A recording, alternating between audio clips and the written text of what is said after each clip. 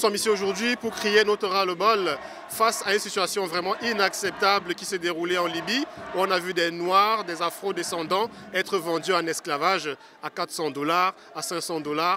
Plus de 500 ans après, le crime contre l'humanité qu'a été l'esclavage, qu'on en soit encore là aujourd'hui, c'est quelque chose de carrément inacceptable. Libérez nos frères! Libérez nos frères! Libérez nos frères! Libérez nos frères! Libérez nos frères! L'Afrique! Libérez! L'Afrique! Libérez! L'Afrique! Cette humanité ont décidé, et cela depuis longtemps, d'aller trouver une vie meilleure ailleurs, dans des territoires qui ont oppressé leur terre natale, qui ont oppressé leurs ancêtres. Aujourd'hui, l'Union européenne a signé un accord il y a quelques mois, un accord unique. Quel est-il cet accord? Financer l'État libyen, et pas seulement, d'autres pays ont également touché les subsides de l'Europe. Pourquoi? Pour freiner les jeunes. Lorsque nous avons alerté avant cela, au moment également de cet accord, parce que nous savions que la Libye deviendrait un cul-de-sac, que les jeunes n'arrêteraient pas de venir et de tenter de traverser pour gagner l'Europe, nous savions qu'ils allaient, bien plus qu'auparavant, être tués, être humiliés. Depuis bien longtemps, les jeunes africains, les hommes comme les femmes, ces jeunes courageux, parce que ce sont des courageux, sont exploités en Libye. Au-delà des barbares, des criminels, des miliciens en Libye qui assassinent, qui esclavagisent notre peuple, j'aimerais remercier nos criminels de présidents qui depuis les années,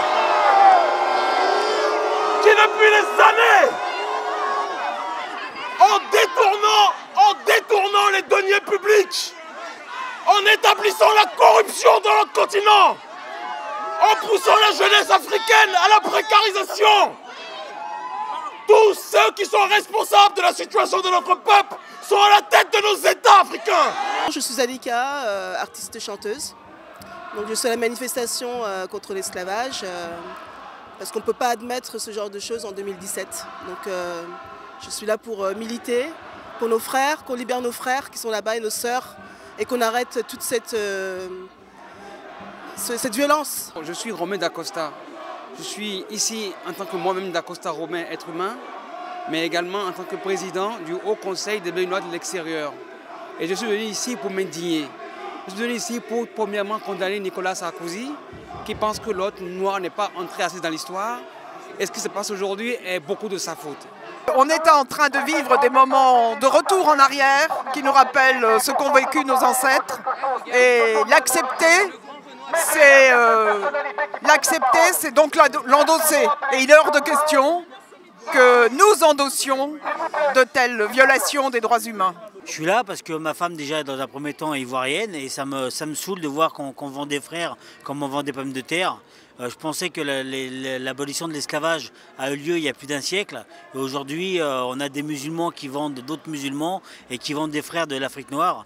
Et donc stop à l'esclavage en Afrique et dans le monde entier. Je m'appelle Joséphine Jaouen. Je suis originaire de Burkina Faso, chauffeur de taxi parisien. Je suis là aujourd'hui au lieu d'aller travailler. Je n'ai jamais participé à aucune des manifestations qui se passent dans ce pays-là parce que la politique, ce n'est pas mon truc. Mais là, l'heure est grave.